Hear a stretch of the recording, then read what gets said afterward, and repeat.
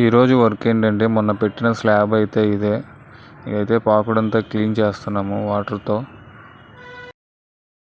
మొన్న పెట్టిన వీడియోలో అయితే క్రాక్స్ వచ్చినాయి అన్నాం కదా, ఆ క్రాక్లో అయితే ట్రాక్టర్ ఫిక్సిట్ 301 ప్రిడికేట్ అయితే మొత్తం అప్లై చేసాము.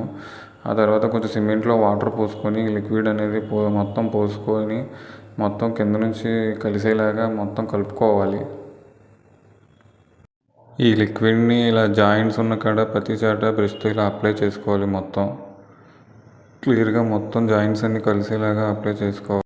జల్లించిన ఇసుకలో అయితే సన్నటి చిప్స్ పోసుకొని ఈ విధంగా అప్లై చేసుకోవాలి. మొత్తం ఈ విధంగా లెవెల్ చేసుకోవాలి. మొత్తం ఒకరోజు చేసిన వర్క్ అంతా డ్రై అయ్యాక next day damp proof start చేసాము. ఫస్ట్ కోటింగ్ అయితే అయిపోయింది, ఇది సెకండ్ కోటింగ్.